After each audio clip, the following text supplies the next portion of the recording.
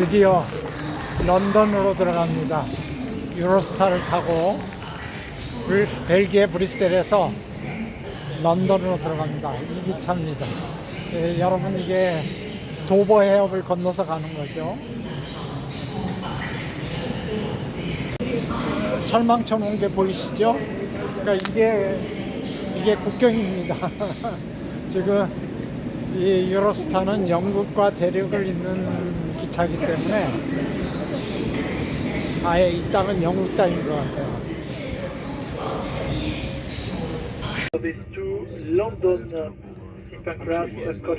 드디어 출발했습니다.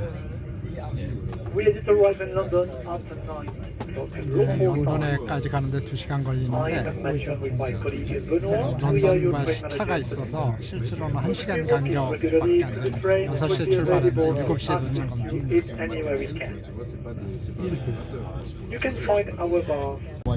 여하튼 우리는 유로스타를 탔고 이 기차는 지금 유럽 대륙을 넘어서 대서양 밑을 지나기 위해서 달리고 있습니다. 밖은 이렇게 생겼습니다. 하늘이 파래졌죠?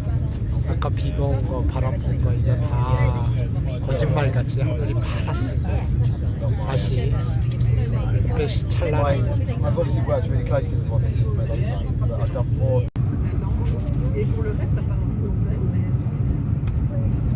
도버 해협을 걷는 이 기차는 유로스타는 지금 영국의 벌판을 가로지르고 있습니다.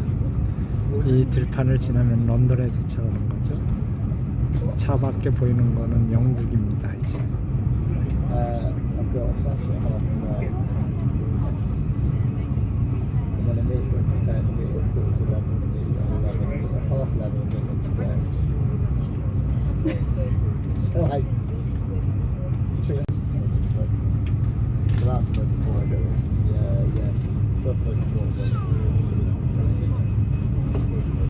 드디어 런던에 도착을 했습니다. 팡크라스 역입니다. 팡크라스.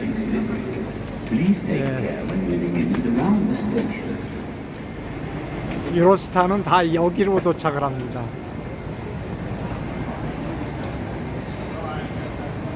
영국 같아 보이시죠?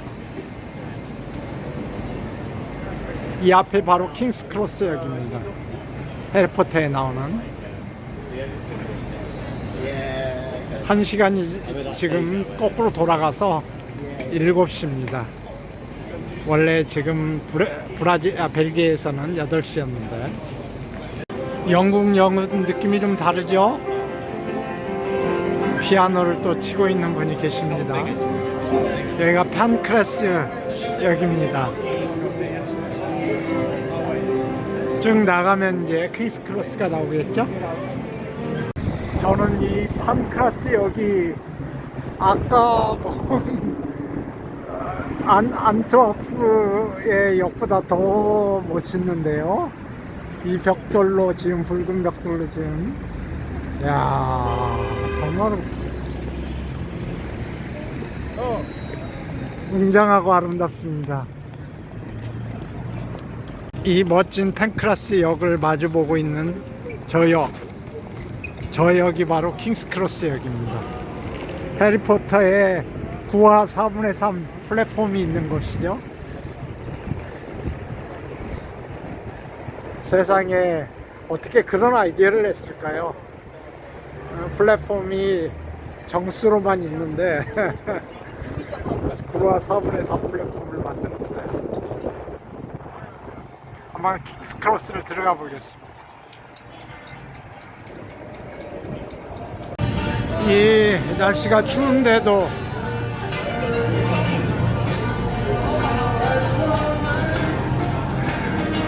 저 사람들이 노래를 부르고 있어요. 플랫폼이 0, 1, 2, 3, 4 이렇게 플랫폼이 있죠. 9와 4분의 3 플랫폼을 한번 찾아보겠습니다.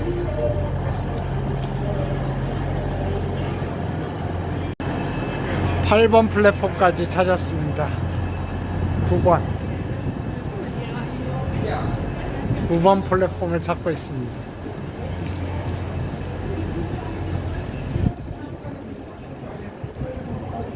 없네요. 여기입니다. 여기죠? 아닌가? 드디어 찾았습니다. 플랫폼 9와 4분의 3. 사람들이 쭉 서 있죠? 이 벽으로. And it's like fishing, and then you finally see ticket. We've got to click it before, Emergency disability. I will take the picture from the opposite side. like back in the I'm not waiting the line. I'm not asking you to wait from the other side over there, yeah? like also when you do It's an emergency disabled access, you need to clear this area onto the opposite side. and you're like, oh yeah, this is 마법 지팡이 들고 벽을 뚫고 들어가는 겁니다. 벽 들으라고. 영국은 다르죠. 예, 영국은 또 다릅니다. 유럽 대륙하고 또 다르고요. 오늘 저희가 묵을 호텔이 이렇게 멋진 건물에 있습니다. 엘레무드 이건 아니고요. 여기 아르거라는 호텔이 있습니다. 아마 저 끝에 저 붉은 전등이 켜진 집이 아닐까요? 야, 영국은 다릅니다. 야, 이 호텔입니다. 오늘 제가 호텔.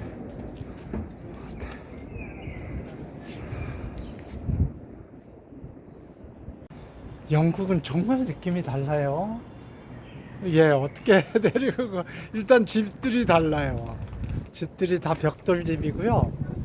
네모난 타운하우스처럼 연결되어 있습니다.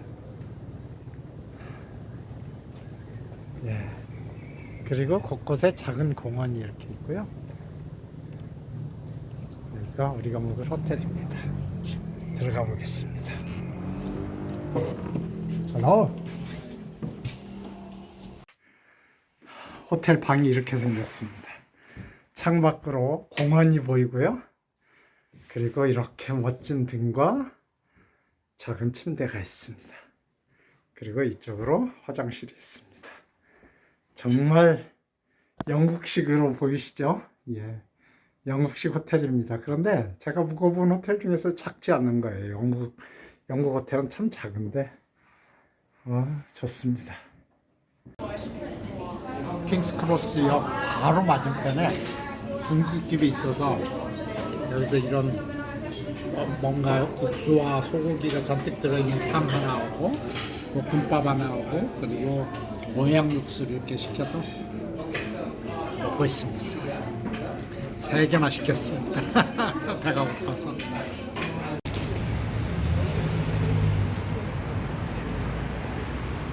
정말 멋지지 않나요? 이 킹크로스역과 판크라스역 이 이렇게 정말 옛날 성처럼 딱 버티고 밤하늘을 지키고 있습니다. 저는 밥을 먹고 이제 들어가는 중입니다.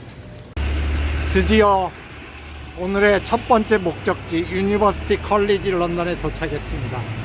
UCL 브룸버리 캠퍼스라고 되어 있죠. 그리고 여기에 캠퍼스 맵이 이렇게 있습니다. 지금 거기를 향해서 가고 있고 여기가 시작입니다. 여기가 캠퍼스입니다.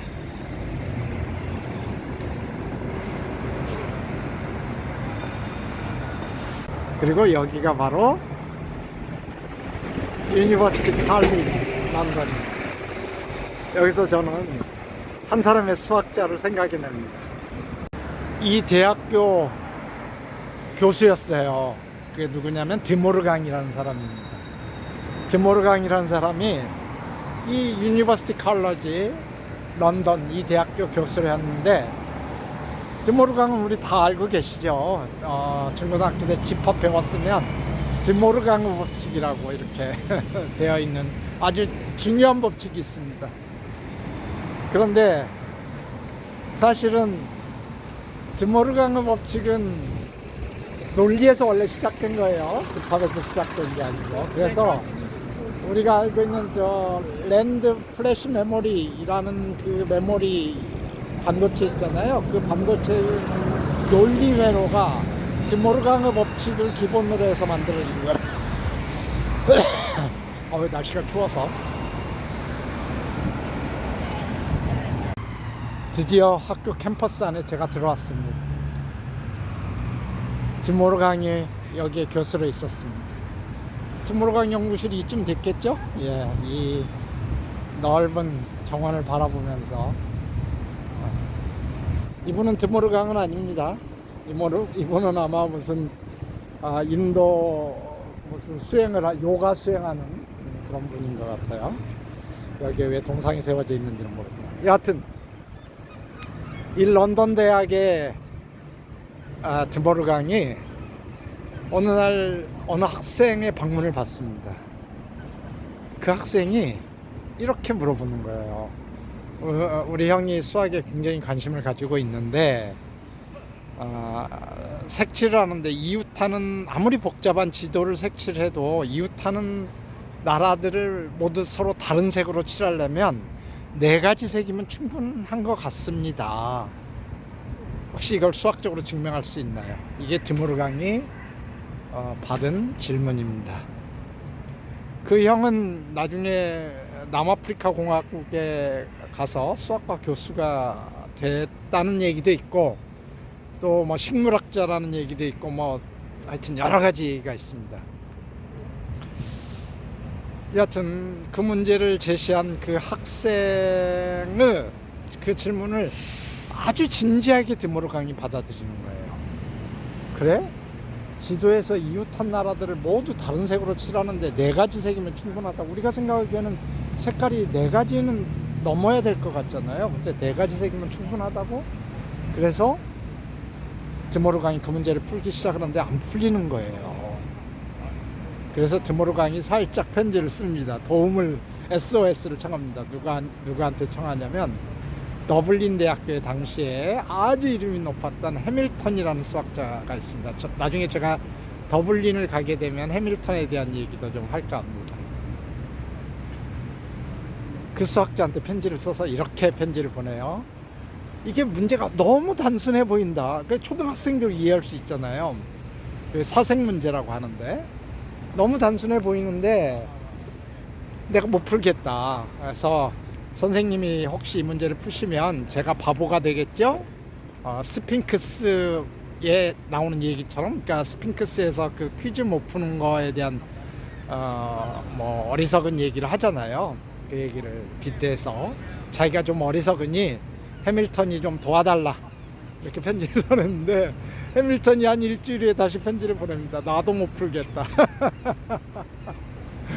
그래서 이 문제가 갑자기 유명해집니다. 왜냐하면 영국 최고의 수학자 2명이 못 푼 거예요. 그런데 이건 초등학생들도 이해할 수 있는 문제잖아요. 그런데 최고의 수학자들이 못 풀었다고? 그러면서 이제 사람들이 도전하기 시작을 한 겁니다. 이쁘네요. 유니버시티 칼리지 런던. 그리고 최초로 이걸 이제 공론화 시킨 수학자가 한 명이 나타나요. 논문으로 이걸 쓰기 시작한 수학자가 나타나면서 사람들이 이 문제에 도전을 합니다. 이 문제는 뭐 페르마 정리처럼 무슨 상금이 걸리거나 그러진 않았어요. 그런데 사람들이 너무나 문제가 쉬우니까 너도 나도 도전한 거죠. 저도 옛날에 어렸을 때 뭐 연세대학교 교수님인가 그 문제를 풀었다고 신문에 발표한 걸 봤습니다. 근데 논문으로는 못 봤어요. 왜냐면 틀린 거죠, 어딘가. 틀렸기 때문에 논문으로는 안 실어진 겁니다. 엄청나게 많은 사람들이 이걸 논문을 풀었다고 논문을 냈고요. 결국은 다 실패를 하고 수학적으로 인정받은 사람은 미국에서 나타납니다. 아펠과 하켄이라는 두 수학자인데 아마 아이다호 대학교? 뭐 하여튼 그 근처에 있는 대학교 교수들인데 이분들이 이 문제를 컴퓨터로 풉니다. 수학을 컴퓨터로 푼다는 건 경우의 수를 모두 따져본다는 거잖아요. 그러니까 사람 손으로 연필로 풀 수 없으니까 컴퓨터로 푸는 거잖아요.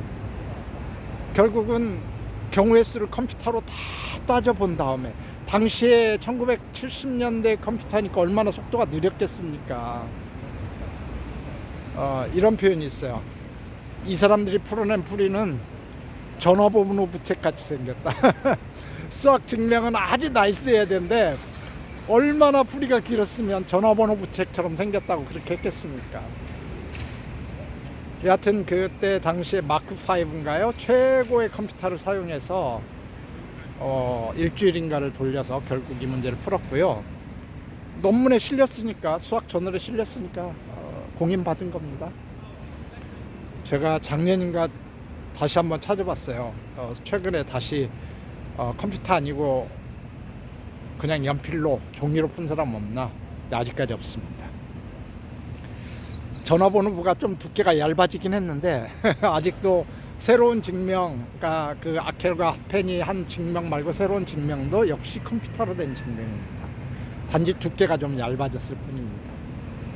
여하튼 사생 문제는 수학자들한테 많은 영감을 줬어요. 그래서 예를 들어서 지금 평면은 그렇잖아요. 공간에서는 어떻게 될까? 또 메비우스 띠에서는 몇 가지 색깔이 필요할까? 뭐 이런 수학 문제로 이 문제가 진화가 됐고요. 차원이 달라지면 또 어떻게 될까? 사람들이 이런 문제에 지금 많은 이 사생 문제를 하고 있습니다.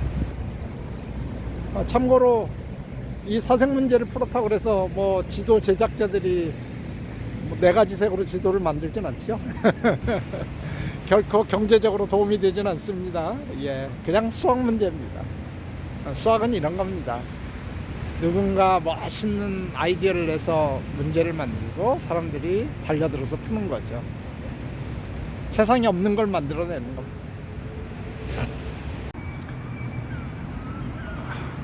유니버시티 칼리지 런던 대학교 앞에 이분이, 저는 인도 수행자인 줄 알았어요. 죄송합니다, 못 알아봐서. 간디입니다. 마하트마 간디. 야, 이분이 이 정도 되니까 이렇게 가운데 있겠죠.